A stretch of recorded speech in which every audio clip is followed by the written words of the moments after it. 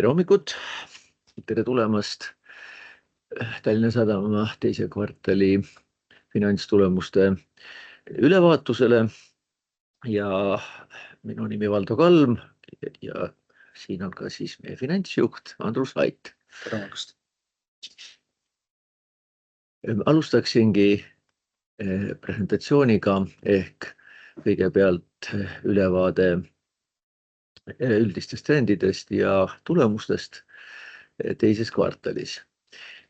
Käive kasvas üle 5% ja siin siis põhiliselt mängis rolli jäämurdja Botnica prahipäevade arv ehk saime küllalt varakult hea töö Põhjameres ja kruiisilaevade külastuste ja ka kruiisireisijate külastuste arvu kasv ning elektrienergia müügi suurenemine. Tegevuskulude mõju oli päris suur, sellepärast et kütusehindade tõus põhiliselt siis laevanduses ja väga karmidest esimese kvartali jääoludest tingitud erakorralised remonditööd mõjutasid meie kulusid teises kvartalis, sest tuli teha mitmeid remonte ja kokku siis erakorralised, loodame siis ühekordsed kulud, loodame järgmine aasta nii karmi talvi ei ole, mis mõjutasid meie kasumlikkust. Eelmise aasta teises kvartalis oli meil ka üks ühekordne kasum maade võõrandamisest Muugal Rail Balticu jaoks, nii et siit on ka siis mõju, antud juhul siis negatiivne mõju sellesse aastasse, kui me võrdleme kvartal kvartaliga. Põhisündmused teises kvartalis. Kaubamahud paraku vähenesid, seda küll mitte palju, aga suurusjärgus 2%. Reisijate arv näitas stabiilsust. Toimus aktsionäride üldkoosolek, dividendide väljamaksmine. Oluline on, et teises kvartalis Tallinna linnavolikogu kinnitas 2 detailplaneeringut, nii A kui D terminali planeeringud, millega me siis tahame sel aastal jõudsalt edasi liikuda kehtestamise suunas. Nagu sai nimetatud, jäämurdja Botnica alustas sel aastal Põhjamerel varakult tööd, tegi need edukalt ära ja reisiparvlaev Regula sai lisareisid selle aasta suveks, tegi samuti tugeva kvartali ja täitis nii-öelda meie ootused ja lootused. Sõlmisime ka laenulepingu OP pangaga. Hetkel ei ole laenuliini kasutanud. Ning võime ära mainida, et oleme siin 10 aastat olnud Eesti hinnatumate tööandjate 10 parimas seas. Seekord õnnestus saavutada kõige kõrgem koht, 5. koht, mis on oluline loomulikult ekspertide värbamises, kui me tahame üha rohkem arendusele ja tuleviku kasvudele pühenduda.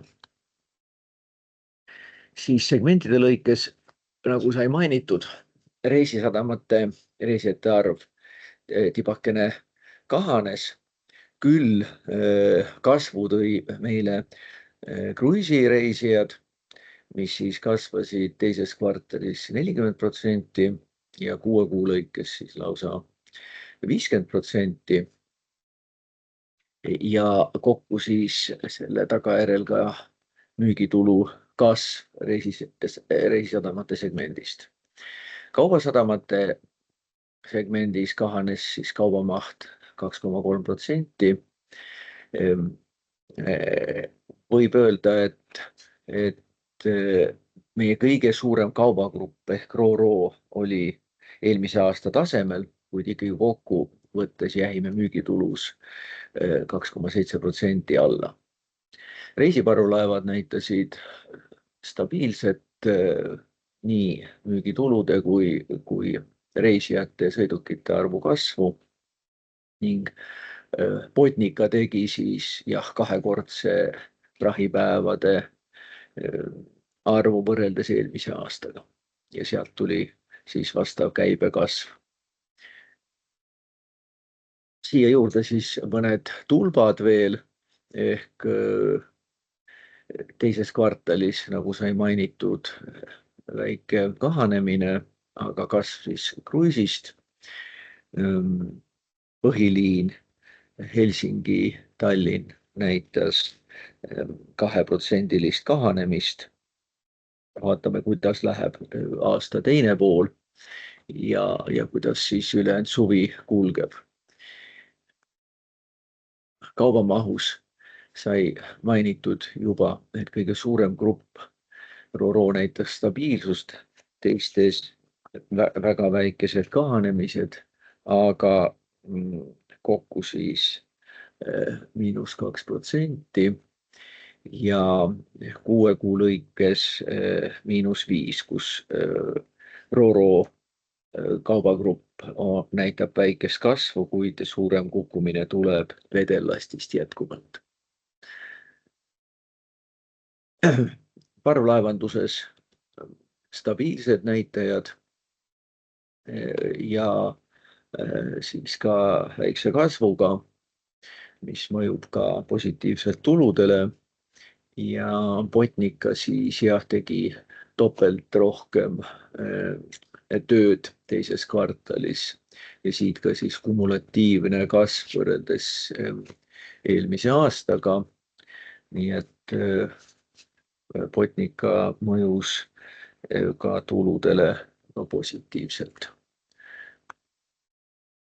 Tulevikuvaade. Anname suht sarnase vaate, mis puudutab eelmist kvartali ülevaadet ehk loodame kruiisilaevade külastuste ja reisijate arvu kasvule. Nagu ma nimetasin, on meil prognoos päris hea, me näeme neid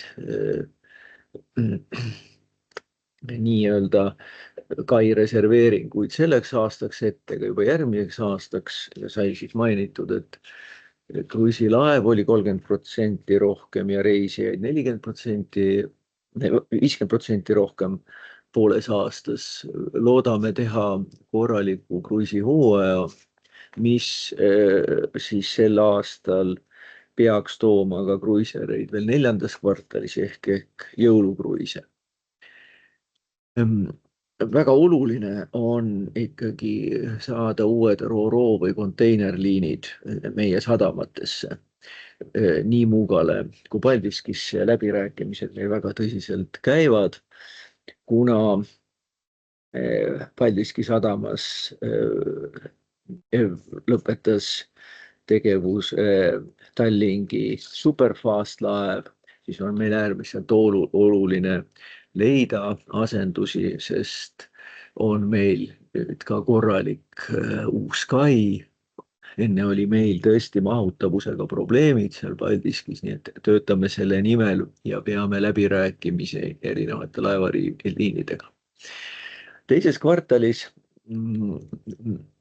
tegime olulise sammu ka meretranspordi koridoride arenduses ehk kirjutasime Hamburgi ja Lübecki sadamatega alla sellised tõsisemad koostöölepped. Lübeckiga on meil seal väga konkreetne juhtrühm ja tegevuskava, Hamburgi sadamaga veidi üldisem, aga selgelt see, kuna meil kliendibaas on sama ju, samad konteinerliinid külastavad meie sadamat, siis meil on võimalus arendada koostööd olemasolevate laevaliinide pealt ja samuti vaadata uusi võimalusi Eesti ja Saksamaa vahel.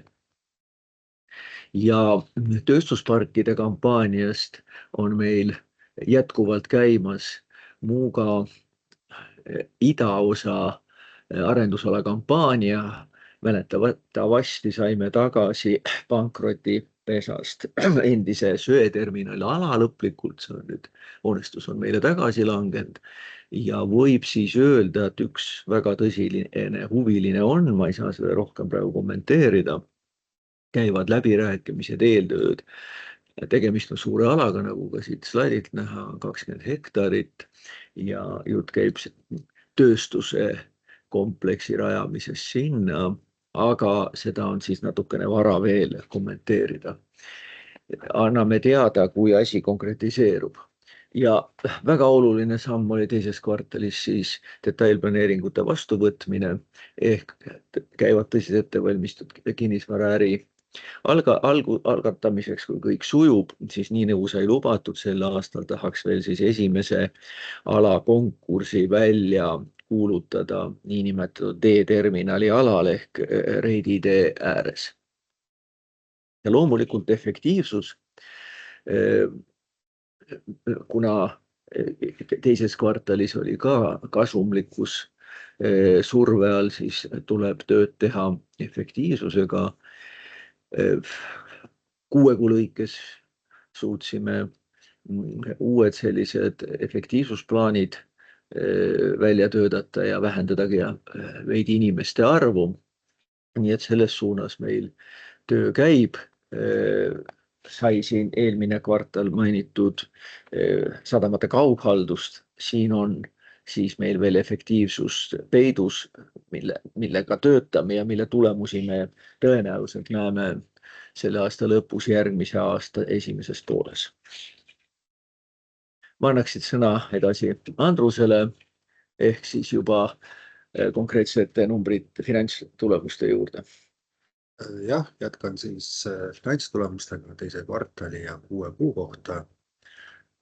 Tulemused siis laias laastus olid mõjutatud kaubavoogude vähenemisest ja laevakülastused ka kogunumbris kahanesid. Sinna kõrvale siis kulude tõus siis kütusekuludest, erakordsed remondikulud ja siis mõned ühekordsed mõjud 2025 aasta teises kvartalis võrdlusbaasis sees, ehk et need siis negatiivse poole pealt mõjutasid nagu selle aasta numbreid või võrdlusnumbreid, aga positiivse poole pealt nagu öeldud, et siis Botnica prahipäevad ja kruiisilaevade külastused, et need siis aitasid teatud ulatuses tasakaalustada.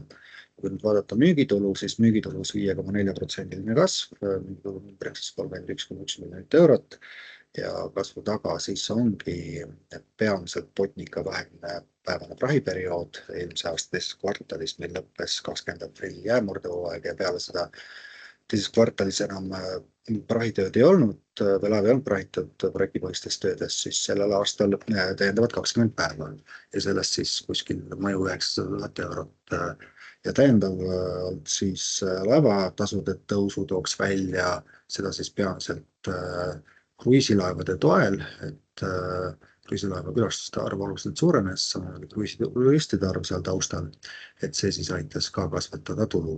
Lisaks veel siis elektrienergia müügitulu kasv, teisalt peab ütlema, et ka kulud kasvasid, et see aitas tasakaalustada kulude kasvu, aga tulusid see mõjutas ja samamoodi siis teatav kasv indekseerimisest ka reisiparvlaevade segmentist.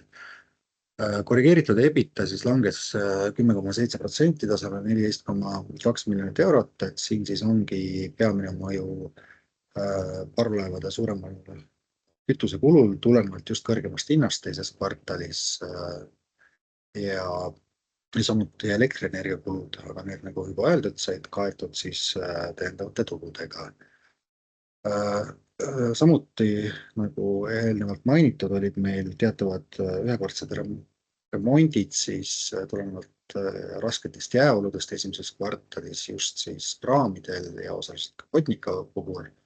Ja teine mõjur, mis siis remondikulusid teises kvartalis mõjutas, oli ka lihtsalt aspekt, et need koondus rohkem teise kvartalisse, et kui vaadata aasta sellist plaani, et nad ei planeeritud tööd meile, et siis selles osas nad ei olnud nagu nii-öelda plaani ületavad või me ei näe, et sealt tuleks olulist kasvu kogu aasta lõikes.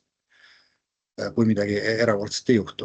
Korrigeeritud EBITDA marginaal siis langes 8,1% tasemele 45,7%, ärikasumiks kujunes siis 7,9 miljonit eurot, ärikasumi langus 2,1 miljonit eurot, et see pisut kõrgem kui EBITDA puhul, et siis amortisatsioonikulud suurenesid seoses sellega, et investeeringud on kasutusele võetud, näiteks Paldiski, mida me siin eelmistel aastatel investeeringuna arendasime. Ja lisaks siis olid ka mõned ühekordsed allahindlused seoses siis seadmete väljavahetamisega laevadel. Tulumaks 5,4 miljonit eurot, sarnane eelmisele aastale, maksumuudatusi ei ole olnud ja dividendi väljamaksed summa jäi ka samaks, mis aasta tagasi.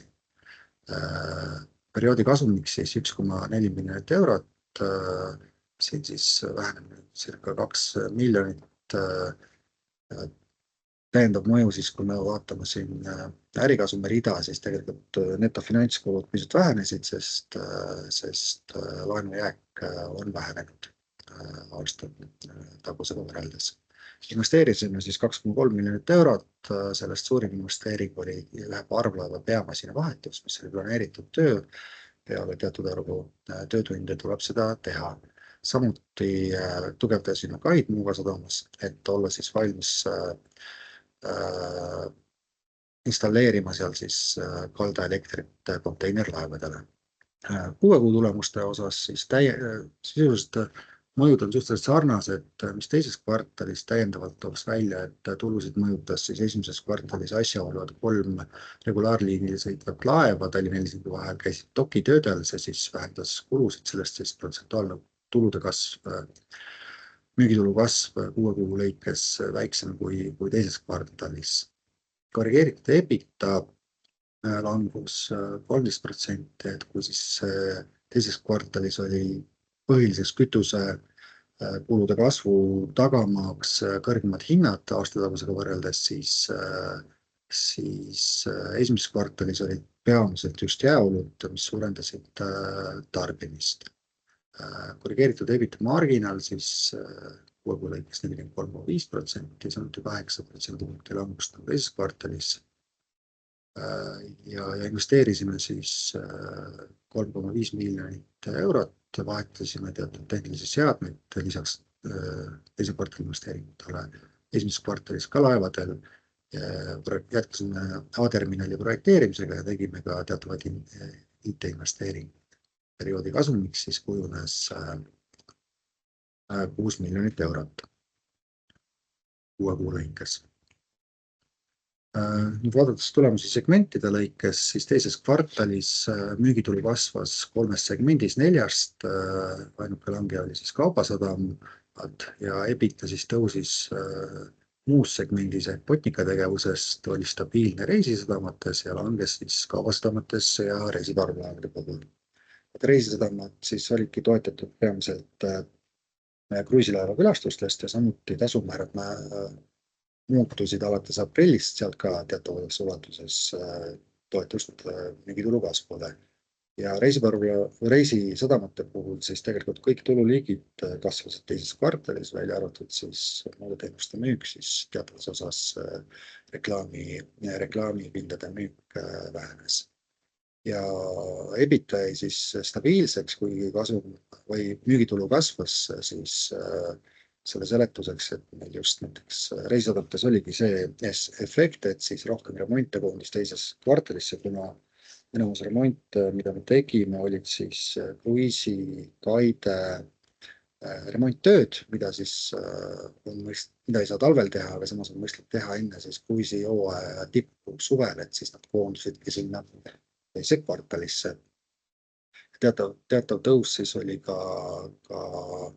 personalikuludes läbi segmentide, aga seal siis põhjused erinevad, et kas siis laevanduse puhul oli peamiselt tegemist siis sellega, et Botnica puhul kulude kasv seotud pikemast prahiperioodist, teistes segmentides siis muudatused ja kokkulepped ametiühingutega. Aga liikudes edasi siis segmendipõhiselt kaubasadamates, siis tulude langus teises kvartalis 300 000 eurot, circa 4%. Siin saab tuua välja siis asjaolu peamise mõjutajana, et Tallinki Superfast ei sõitnud enam aprilli peale esimest dekaadi Tallinn või Paldiski-Kabalski liinil, et sellest siis peamine langus ja siis EBITDA tasemel suurem langus, siin siis kajastubki ühekordne efekt maa müügist eelmisel aastal, mis siis täiendavalt panustas eelmise aasta EBITDA-sse 900 000 eurot. Ja samuti oli 2025 aasta teises kvartalis meil ühekordne mõju suurusjärk 400-500 000 eurot summas, kus meil õnnestus siis saada varem allahinnatud nõudeid võlgnikelt tagasi. Et see siis võrdlusbaasi eristab. Reisiparvlaevade puhul siis tulud suurenesid teatav indekseerimise tõttu, kuid EBITDA langes peamiselt kütusekulud ja siis remonttööd ja samuti siis mainitud tööjõukulud. Aga siin kommenteeriks ka natuke seda indekseerimise loogikat, et esimeses kvartalis hinnad hakkasid tõusma märtsist võrreldes aastatagusega, aga indekseerimise aluseks siis tulupoolel võetakse kvartali keskmine ehk siis teise kvartali tulud indekseeriti esimese kvartali keskmise kütuse hinnaga, teatud komponent siis sellest tulust, reisitasud osaliselt. Seega indekseerimine ei sisaldunud täies ulatuses veel kütuse hinna tõusu, ehk siis mida periood edasi ja kui kütuse hinnad on jätkuvalt kõrged, siis suurem indekseerimine peaks jõudma ka tuludesse teises poolaastas enam. Botnica puhul siis teises kvartalis 20 prahipäeva, sellest tulenevalt kõrgem tulu ja EBITDA puhul ka kasv, aga väiksemas ulatuses, et siin olid ka ühekordsed remonttööd pärast rasket jäämurdehooaega ja prahiperioodiga kaasnevad siis teataval määral kõrgemad personalikulud. Uue kuu lõikes sama sarnaselt nagu teises kvartalis tulude tõus kolmes segmendis, samad segmendid, reisisadamad, reisiparvlaevad ja Botnica tegevus ja kaubasadamates siis langes. Et täiendavate mõjudena saabki tuua seda, et reisisadamates siis tulud ka mitte ei kahanenud, aga selles mõttes olid mõjutatud ka nendest dokitöödest, mida sai mainitud mis toimusid esimeses kvartalis. Ja siis kui reisiparvlaevasid mõjutas teises kvartalis peamiselt siis kütuse hind, siis esimeses kvartalis oli see siis suurem tarbimine. Ehk võib-olla veel indekseerimise loogikast nii palju juurde reisiparvlaevade puhul, et siis kütuse hinna osast toimub indekseerimine, aga suurem tarbimine, siis see on nii-öelda teenuse pakkuja, meie risk või kulu. Ja segmendi muu puhul siis kajastubki see täiendav tulu, mis oli teises kvartalis tulukasvuna ja EBITDA puhul langus sellest, et eelmise aasta esimeses kvartalis saime siis ühekordse tulu või kulude vähendus oli kindlustushüvitis, mis me saime siis 2024 aastal teostatud remonttööde eest Botnica. Rahavoogude poole pealt, et rahavoog äritegevusest siis langes, teenuste müük vähenes ja kulude kasvuga kaasnesid siis täiendavad või suuremad väljamaksed, seda siis peamiselt kütusekuludest, aga siin ka samuti teenuste müügi puhul saab välja tuua selle, et 2025 aasta 6 kuu jooksul, tegelikult esimeses kvartalis meile laekus Botnica prahitöö eest, mis viidi läbi 24 aasta lõpus,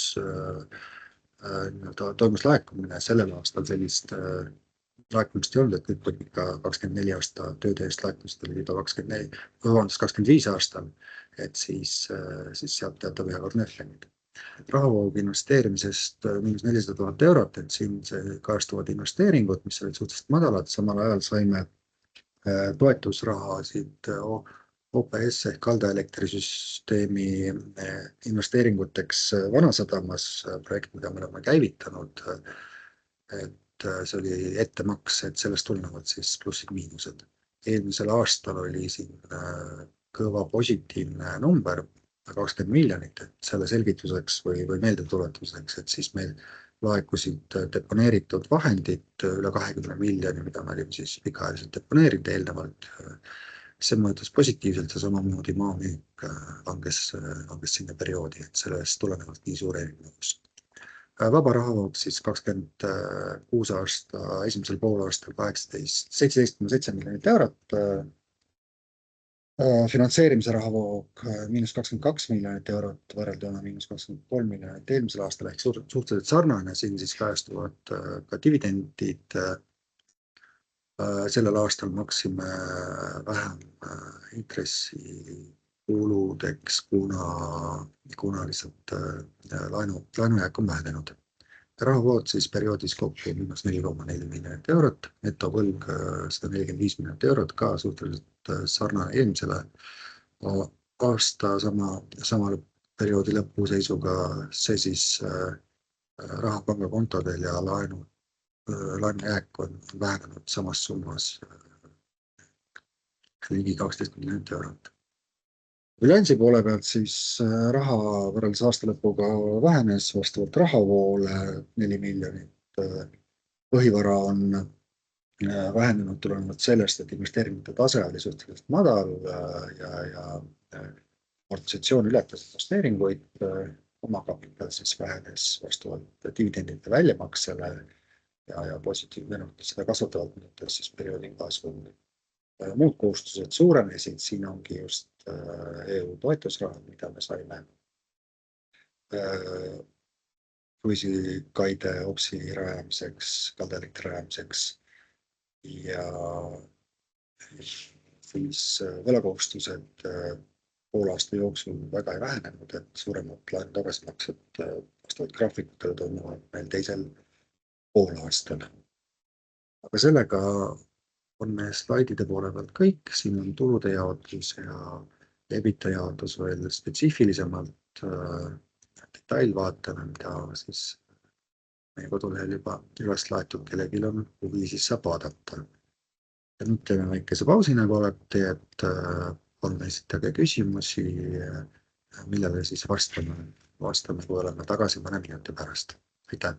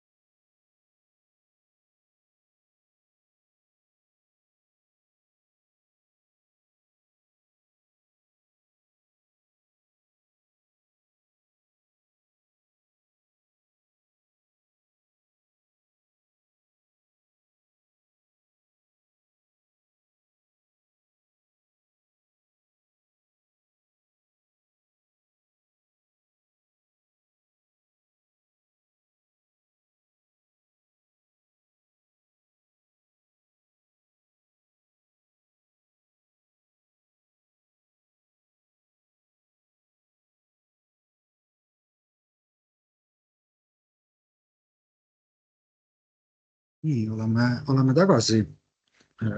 Näeme, et on tulnud üks küsimus amortisatsiooni kohta, et kas 6,6 miljonit amortisatsiooni võiks olla edaspidi uus normaalne tase kvartalis. Tegelikult see tase jääb pisut madalamaks, sest antud kvartalis olid ka meil ühekordsed maakandmised just laevade teatud tehniliste seadmete osas. Et ma ütleks, et sealt umbes kasvust pool oli põhjustatud maakandmisest, et siis kuskil 250 000 kasvu võrreldes kvartalite vahel peaks olema põhjustatud siis just maakandmistest. Et siis jah, kuskil ülejäänud on siis täiendavad investeeringud, mis oleme käiku võtnud. Nii, siis vist rohkem küsimusi ei ole. On ilmselt natuke rahulikum suvine aeg. Suur tänu tähelepanu eest ja kohtumiseni siis 3. kvartali tulemuste ülevaatamisel. Aitäh huvi tundmast ja kohtumiseni.